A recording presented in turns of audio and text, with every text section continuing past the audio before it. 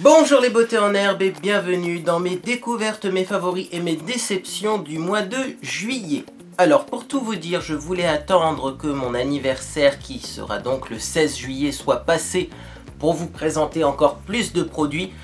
Mais les découvertes, favoris et déceptions le 16, ça aurait fait un peu tard dans le mois puisqu'après vous avez les traditionnels produits terminés et finalement ce sont des vidéos assez similaires. Donc du coup je vous les fais maintenant, il n'y aura pas énormément de produits. Ça va être un peu rapide, mais ça fera plaisir aux personnes qui préfèrent profiter de l'été plutôt que de rester devant leur ordinateur, ce que je comprends évidemment. Alors, première grande découverte ce mois-ci, c'est assez simple, mais il fallait y penser, c'est l'eau de Cologne. Donc moi j'ai pris l'eau de Cologne de la marque Auchan parce qu'elle n'est pas très chère, mais aussi j'ai pas pris la premier prix, la marque Pouce comme on pourrait dire, parce que celle-ci de la marque Auchan contient des essences naturelles. Et donc j'ai pris de l'eau de Cologne à la lavande. Alors, pourquoi est-ce que j'ai pris de l'eau de Cologne et pourquoi est-ce que j'ai pris de l'eau de Cologne à la lavande? Tout simplement pour faire un geste qu'on a complètement oublié de faire en 2017 et qui pourtant était fait assez régulièrement dans le temps, c'est-à-dire se frictionner le dos avec de l'eau de Cologne. Il faut savoir que l'eau de Cologne, ça contient en majeure partie de l'alcool, mais également ça contient des plantes, notamment de la lavande qui a des propriétés assainissantes. Et se frictionner le dos à l'eau de Cologne en été, quand on a le dos qui colle, quand on a l'impression de manquer de fraîcheur, quand on a aussi parfois des boutons, des points noirs qui apparaissent dans le dos, c'est très efficace, ça empêche les boutons, les points noirs, ça rafraîchit, on a un dos qui est purifié, on se sent plus frais, on colle pas avec les vêtements, donc ça je vous le recommande. Également j'ai pris ce parfum de lavande, car la lavande, quand elle est naturelle, on va en revenir dans 2 secondes sur ce côté naturel, la lavande quand elle est naturelle, c'est une odeur, c'est une essence naturelle apaisante, anti-stress, et donc on peut également utiliser de l'eau de Cologne à la lavande comme brume d'oreiller. Alors pourquoi je reviens sur ce côté aux essences naturelles qui est marqué sur le flacon? Parce que quand je regarde la liste des ingrédients, je ne vois aucune essence naturelle. Alors je vois de l'alcool, je vois de l'eau, je vois du parfum. Je vous mets la liste en gros plan pour que vous puissiez l'étudier vous-même. Mais cette histoire de parfum, j'ai pas l'impression que ce soit en fait des essences naturelles. Est-ce que sous la dénomination parfum, on a la possibilité d'avoir des essences naturelles? Je ne sais pas. Alors il suffit de faire pause au moment où je vous montre la liste des ingrédients. Et puis vous avez les commentaires pour m'orienter, pour me dire effectivement si dans ces ingrédients-là, il y a des essences naturelles. Alors, déception du mois de juillet, grosse déception. J'ai essayé ce mois-ci la gelée micellaire fraîcheur de la marque Corinne de Farm. Pour tout type de peau, 95% d'origine naturelle, hypoallergénique, sans parfum. Formulé sous contrôle pharmaceutique, Homéo Beauté Végétale, Victoire de la Beauté 2015-2016, ça ressemble à ça. Donc c'est une gelée micellaire démaquillante avec un flacon pompe, vous en avez 500 ml et ça coûte que 4 € en supermarché, donc forcément le rapport quantité-prix est excellent. Mais pas le rapport qualité-prix. Pourquoi? Parce que c'est clairement pas un produit de qualité. Moi je vais vous le dire clairement, simplement, entre vous et moi, ce produit ne démaquille pas. Alors, certes, la première fois que je l'ai essayé, j'avais essayé un fond de teint waterproof, le fond de teint le plus couvrant au monde. Donc je me suis dit, c'est peut-être pour ça qu'on a un petit peu de mal à le démaquiller, tout simplement, avec cette gelée micellaire. Ensuite, j'ai essayé cette gelée micellaire avec un fond de teint de la marque L'Oréal qui est un petit peu moins couvrant. J'ai eu du mal à le démaquiller, mais je me suis dit c'est encore un fond de teint très couvrant. Donc on va l'essayer avec un fond de teint classique à base d'eau. J'ai essayé cette gelée micellaire fraîcheur avec mon fond de teint Biocura qui est un fond de teint à base d'eau, qui est un fond de teint facile finalement à démaquiller parce qu'il n'a pas non plus une couvrance exceptionnelle. Il a une couvrance moyenne qui est correcte, c'est celui que je porte aujourd'hui mais qui n'est pas non plus dingue. J'ai eu du mal à me démaquiller avec. Donc cette gelée micellaire fraîcheur, elle est pas chère. Elle peut être hypoallergénique, elle peut être sans parfum, elle peut être 95% d'origine naturelle, elle peut même être formulée sous contrôle pharmaceutique, mais si finalement elle ne démaquille pas, on s'en fout un petit peu de toutes ces histoires de... Moi personnellement, en tout cas, je m'en fous de ces histoires de naturel, d'hypoallergénique, de machin, de trucs. Si le produit n'est pas efficace, qu'on est obligé de frotter son visage, bah ok, c'est peut-être naturel, mais en tout cas, moi, le frottement m'irrite. Donc je vous recommande pas du tout cette gelée micellaire fraîcheur. Je sais que certaines et certains d'entre vous l'apprécient, mais moi personnellement ça n'a pas du tout été une réussite. Alors je continue par une autre petite crème que je vous ai déjà présentée, il me semble, en tout cas ça a été présenté dans un haul, mais je ne sais plus si je l'ai présenté dans une vidéo découverte, donc je vous la remets. C'est tout simplement la Alvira Skin Essential Hydro Gel Cream. Juste pour vous dire que cette crème, j'en suis toujours aussi content. C'est une crème à base d'acide hyaluronique qui va hydrater pendant 24 heures. En fait, ça contient deux sortes d'acide hyaluronique. Souvent, ces crèmes-là, ça contient de l'acide hyaluronique à chaîne courte, c'est-à-dire une petite molécule d'acide hyaluronique qui va faire effet instantanément, et une plus longue chaîne d'acide hyaluronique qui va finalement avoir un peu plus de temps pour pénétrer. Ça va mettre un peu plus de temps pour pénétrer. L'acide hyaluronique va se diffuser au fur et à mesure pendant 24 heures. Cette crème, je l'adore, elle ne me donne pas de boutons. Est-ce qu'elle est non comédogène? Je ne sais pas, parce qu'en ce moment j'ai un peu de points noirs sur le nez, mais effectivement avec les fonds de teint que j'utilise, ça peut s'expliquer également. Mais en tout cas voilà, elle ne me graisse pas la peau, elle ne me donne pas de boutons, et j'ai plutôt une belle peau en ce moment. Donc elle coûte que 2 ou 3 € chez Action, je vous la recommande vivement. Alors, on poursuit avec un autre petit produit tant qu'on est dans la zone du visage que j'ai énormément apprécié ces derniers temps. C'est tout simplement le shampoing Avon Natural Herbal, le Clean Slate, shampoing à la verveine et menthe poivrée avec la Natural Science Technology. Donc c'est un flacon que j'ai retrouvé dans mes placards. Les produits Avon ne se vendent plus en France, mais peut-être que dans votre pays, notamment si vous êtes du Canada. Bonjour à tous les Québécois qui me regardent. Eh bien, peut-être que chez vous, vous pourrez trouver le shampoing équivalent. Je l'adore parce qu'il donne vraiment un effet de cheveux plus frais, de cuir chevelu plus purifié. Et en ce moment, je ne sais pas si vous êtes au courant, mais j'en ai déjà parlé sur ma chaîne, j'ai des soucis de transpiration du cuir chevelu. Le fait que je laisse pousser mes cheveux et avec en plus la chaleur qu'on a en ce moment, ça fait des cheveux pas très jolis et en plus des cheveux qui sont un peu sensibilisés à cause de cette transpiration du cuir chevelu. Et j'ai l'impression que ce shampoing-là améliore un peu la situation. Alors c'est clairement pas un shampoing qui va bloquer la transpiration du cuir chevelu, non, mais en tout cas ça purifie le cuir chevelu, et même si j'ai toujours de la transpiration, ça me gratte moins au niveau du cuir chevelu, mes cheveux ont tendance à un petit peu moins tomber. Et également au niveau de l'odeur, effectivement, parlons de l'odeur. L'odeur de ce shampoing est à tomber par terre, c'est une odeur assez forte, assez fraîche, mais aussi je n'ai plus d'odeur de transpiration dans mes cheveux, parce que ça il faut le signaler. Il y a certains shampoings très doux qui n'arrivent pas à me laver suffisamment les cheveux en été quand je transpire beaucoup. Celui-ci, il les purifie bien, il les lave bien en profondeur. Après, il laisse une odeur fraîche et non pas une odeur de transpiration. Donc je vous le recommande si comme moi vous avez des petits soucis de cuir chevelu humide et que vous pouvez vous procurer des produits Avon, celui-ci il est vraiment génial. On va continuer avec deux petits produits pour le corps et on finira par le maquillage. Alors tout simplement, au niveau du corps, j'ai découvert l'eau énergisante, très hydratante, Dynamis toute la journée de chez Sephora. Alors ce petit flacon, moi je l'avais acheté en solde l'année dernière. Et c'est un flacon que je n'avais pas ouvert parce que c'était une eau énergisante, bon visiblement c'est assez liquide et je me suis dit en hiver à mon avis ça doit pas être très efficace puisqu'on a besoin d'hydratation un peu plus forte en hiver avec le temps froid et la sécheresse. Mais là en ce moment il a tellement fait chaud que je n'avais pas envie de mettre de lait ou de crème ou de beurre hydratant sur le corps parce qu'après c'est pareil, on est collant et c'est désagréable. Mais d'un autre côté, j'avais l'impression d'avoir une peau assez déshydratée. Oui, déshydratée. Je dirais pas sèche, puisqu'elle n'était pas sèche, mais elle était déshydratée. Elle tiraillait un petit peu. On voyait des petites stries de déshydratation. Et ça, c'est vraiment génial pour régler ce problème. C'est-à-dire qu'effectivement, c'est de l'eau, c'est liquide. Donc ça ne colle pas aux vêtements. Ça s'absorbe très rapidement. C'est un produit qui ne va pas nourrir la peau, qui ne va pas la graisser. Par contre, ce produit hydrate et c'est bien sûr ce qu'on lui demande.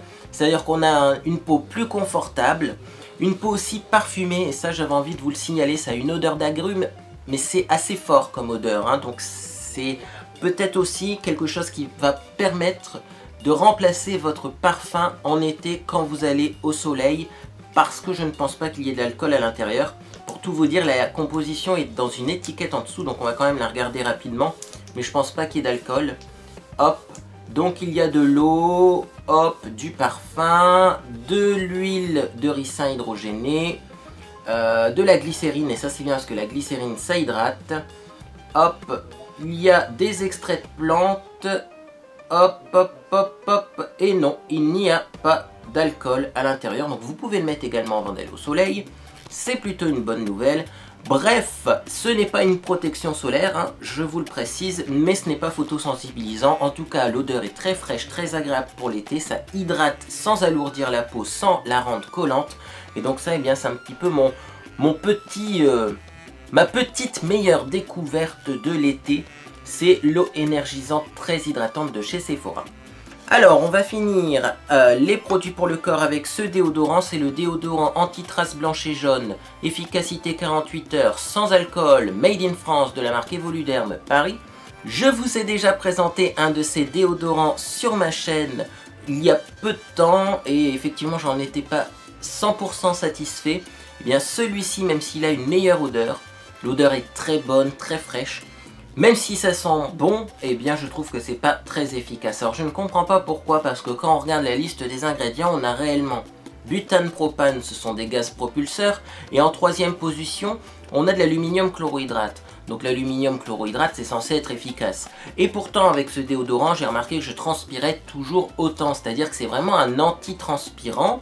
On est censé bloquer la transpiration avec ce produit-là, puisqu'il y a de l'aluminium chlorohydrate. Et pourtant, moi, je transpire toujours autant, j'ai des auréoles en dessous des bras. Bref, je trouve que ces déodorants-là ne sont pas efficaces, donc, eh bien, malheureusement, je passerai mon tour au niveau de la marque Evoluderm.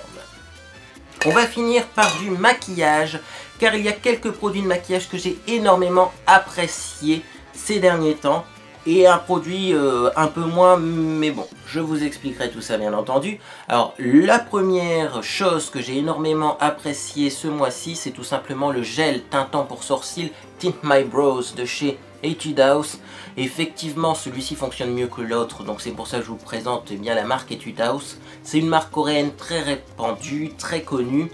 Et ce gel à sourcils est génial, pourquoi? Parce qu'on peut vraiment eh bien l'appliquer sans se prendre la tête. On le laisse poser le temps qu'on veut, c'est-à-dire que c'est 2 heures minimum, mais vous pouvez le laisser plus longtemps. C'est pas comme les teintures à sourcils où il faut vraiment eh bien, faire attention au temps de pose, sinon après les sourcils tombent. Là, pas du tout.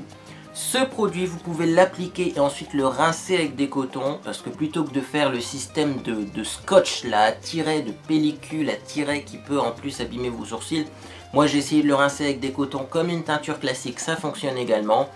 Et finalement, même si ça n'a pas une tenue de dingue, je trouve qu'une fois de temps en temps, poser ça, le rincer à l'eau, eh bien ça donne quand même une petite teinte aux sourcils qui n'est pas désagréable et qui permet eh bien, de faciliter ensuite le maquillage des sourcils, voire même l'épilation. Parce que si vous avez des fins sourcils très clairs, presque blancs, autour eh bien, de votre gros sourcil, parfois, comme ils sont teintés avec ce produit, on arrive mieux à les épiler, à les voir. Donc, eh bien, c'est un très bon produit que je recommande, ça coûte pas très cher. Et finalement, même si c'est pas une coloration de dingue pour les sourcils, je trouve que ça fait quand même son petit effet. Alors, autre grosse découverte ce mois-ci, c'est bien sûr le fond de teint Dermacol. Donc, bien sûr, si vous n'avez pas vu eh bien, une vidéo avec ce fond de teint, je vous mets tout simplement dans le petit i, tout d'abord, bien sûr, hop, le crash test de ce produit. Et également, je vous mets dans le petit i, donc hop, le test de ce fond de teint. C'est le fond de teint le plus couvrant au monde. C'est fait par un studio de film qui se situe à Prague. Il est donc waterproof et donc il a un SPF de 30. Et franchement, il a un effet de dingue. Quand il fait très chaud en été et qu'on transpire, ce fond de teint là ne bouge pas du tout à cause de la transpiration. Alors effectivement, c'est un fond de teint waterproof, donc vous pouvez eh bien, vous éclabousser avec de l'eau. Vous n'aurez pas le fond de teint qui coule. Par contre, waterproof ne veut pas dire longue tenue. C'est-à-dire que si vous avez eh bien, effectivement une peau grasse, le sébum de la peau va un petit peu faire bouger ce fond de teint. Mais surtout, eh bien si vous frottez votre visage, il va partir. Donc attention, après avoir appliqué son teint, il ne faut plus du tout toucher à son visage, sinon bien sûr eh bien, il va bouger. Mais rien que pour sa couvrance et rien que pour son effet vraiment dingue, eh bien je l'adore. Alors également je pense que c'est un fond de teint qui sera génial en hiver quand on a la grise mine de fin d'hiver, parce que ce fond de teint là, certes il bouge à cause de la chaleur, mais s'il fait pas chaud, à mon avis il va être parfait. Donc franchement je vous le recommande, ça vaut le coup de le tester. Je vous mettrai un lien bien sûr en dessous de la vidéo pour vous le procurer. Et enfin, dernier produit qui est un produit que je n'arrive pas à situer dans les découvertes ou dans les déceptions, c'est tout simplement le fond de teint Infaillible Total Cover de chez L'Oréal. Et là, j'ai des petites choses à dire. Déjà, la première des choses, Total Cover, quand on a essayé celui-là juste avant, je tiens à dire que non, il n'est pas couvrance totale. Il a une forte couvrance, certes, mais qui n'est pas totale. Pour moi, Total Cover, ça veut dire qu'on peut même couvrir un tatouage, qu'on peut vraiment couvrir une tache de naissance. Or, je pense pas qu'il sera suffisant pour ce genre de job. Par contre, effectivement, il a une belle couvrance et il a un beau fini. Je trouve qu'il a un fini mat velouté qui n'est pas désagréable. Et à chaque fois que je le porte et que je regarde ensuite mes vidéos, je me dis « Ah, tu as une belle peau quand même grâce à ce produit. Il fait une belle peau. » Là où ça me gêne, c'est que la tenue n'est pas faramineuse. Donc bon, la couvrance n'est pas exceptionnelle, mais au pire on peut en mettre 2 couches. Hein. Moi j'ai quand même tendance à en mettre 2 couches quand je l'utilise, donc c'est un peu signe que la couvrance n'est pas exceptionnelle. Certes, il fait une jolie peau après avoir mis 2 couches, mais la tenue n'est pas faramineuse, donc on a tendance à avoir un petit peu des rougeurs qui réapparaissent en fin de journée, et ça c'est pas terrible. Et ce qui me dérange le plus dans ce produit, c'est qu'il y a très longtemps sur ma chaîne, j'essaierai de vous retrouver la vidéo et de vous la mettre tout simplement dans le petit point info, un petit i également, c'est qu'il y a très longtemps je vous ai présenté un fond de teint qui se vendait chez Aldi de la marque Biocura. C'était pas le Aqua Complete, c'est-à-dire la version à base d'eau qui se vend actuellement, c'était la version fond de teint fini poudré, et c'était exactement la même chose que ce produit. On avait la même texture, la même couvrance, le même effet, la même tenue, bref on avait l'impression vraiment que chez Aldi on vendait bien exactement le même produit que celui-ci sous une autre marque avec un autre packaging. Et ce qui me dérange c'est que chez Aldi je le payais 2 €, 2,30 € quoi, et là on le paye quand même plus de 10 €. C'est ça qui me gêne, c'est que ce fond de teint là, chez Aldi à 2 €, oui, mais là à 12 € on pourrait s'attendre à mieux quand même. Donc je suis un peu mitigé. Dites-moi si vous avez essayé le Total Cover de chez L'Oréal et également si vous avez essayé le fond de teint matifiant de la même gamme, de la gamme Infaillible de L'Oréal. Parce que moi je suis mitigé. Alors est-ce que je vais tester le matifiant? Peut-être. Parce que du coup celui-là me plaît sans plus, peut-être en hiver. Parce que du coup je pense qu'en hiver il tiendra plus longtemps. Peut-être que le matifiant sera plus efficace sur moi en été, je ne sais pas. Mais j'attends vos avis en tout cas en commentaire parce que effectivement, voilà, je suis un peu perplexe avec ce produit. Et enfin, la dernière découverte que je voulais vous signaler ce mois-ci, c'est tout simplement un nouveau composant que je ne connaissais pas, que j'ai envie d'essayer. C'est tout simplement l'acide azélaïque. Alors, je n'ai rien à vous présenter qui contient de l'acide azélaïque. Alors l'acide azélaïque c'est quoi? Eh bien c'est tout simplement un produit qui va agir sur les boutons, les points noirs, mais également sur les rougeurs, la coupe rose. C'est un peu le composant miracle qui est à mon avis très adapté quand on a de l'acné rosacée, un peu ce que j'ai actuellement, c'est-à-dire des petits boutons et des rougeurs en même temps. C'est un produit également qui a l'air d'être antiseptique, antibiotique ou antibactérien. Je ne sais pas quel mot utiliser parce que je ne suis pas pharmacien ni docteur. Mais en tout cas, ça agit sur la bactérie responsable de l'acné, la P. acnes, je sais pas quoi. Et donc, ce médicament, j'ai vraiment envie de l'essayer. Mais il y a un petit problème avec l'acide azélaïque, c'est que premièrement, c'est pas remboursé et ça coûte très cher. J'ai vu des crèmes à l'acide azélaïque qui coûtaient 40 €, je trouve ça horriblement cher pour ce que c'est. Et en plus, ce n'est pas disponible sans ordonnance. C'est-à-dire qu'en France, on a de plus en plus tendance à ne plus rembourser les médicaments. Certes, c'est un choix, c'est-à-dire que cette crème, qui est une crème pour application locale, donc ça n'a pas l'air non plus d'être un truc faramineux.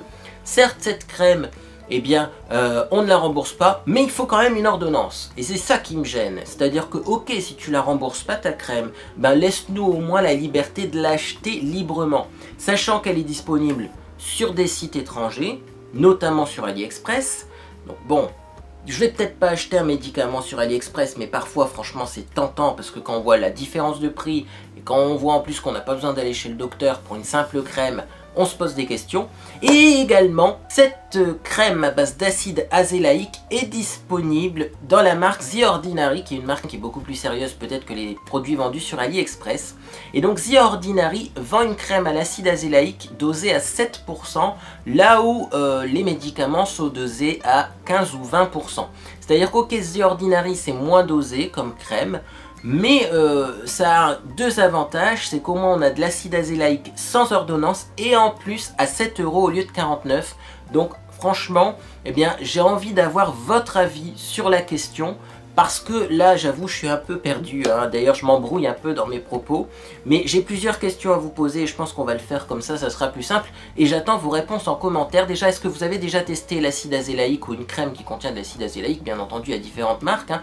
Et qu'est-ce que vous en pensez de ce composant? Je sais qu'il est photosensibilisant, donc moi, personnellement, je testerai, j'utiliserai plutôt ce composant à partir du mois de septembre ou octobre, hein, parce que dans le Nord-Pas-de-Calais, faut pas se leurrer, au mois de septembre, il y a déjà plus de soleil. Deuxièmement, si l'acide azélaïque est dosé à 20%, à 15% ou à 7% comme dans sa version moins chère et finalement disponible sans ordonnance, est-ce que ça change énormément de choses? Parce que je me dis que finalement c'est une application locale, c'est une crème à appliquer sur la peau. 7% ou 20%, je suis pas sûr que ça change grand chose moi de mon côté. Je pense que la peau absorbe ce dont elle a besoin et qu'après le reste, eh bien finalement n'est pas absorbé par la peau. Donc j'ai besoin également de savoir votre avis sur la question, si vous faites peut-être des études en pharmacologie ou autre. Est-ce que 7% ou 20% de principe actif, eh bien ça change grand chose quand c'est en application locale. Et puis enfin, si vous connaissez d'autres crèmes à l'acide azélaïque qui sont disponibles sans ordonnance, qui coûtent pas très cher, ou même si elles coûtent un peu plus cher, peu importe, mais bon, eh bien j'attends vos petits liens en commentaire, comme ça je testerai ce produit et je vous en dirai bien sûr des nouvelles. Et bien sûr, si cette vidéo vous a fait plaisir, n'hésitez pas à mettre un petit j'aime à cette vidéo. N'hésitez pas également à vous abonner. Nous sommes actuellement 23 407 beauté en herbe, alors je vous remercie. Également, n'hésitez pas à partager cette vidéo si vous le souhaitez. J'espère que vous passez une agréable journée ou soirée et je vous dis à bientôt sur les réseaux sociaux.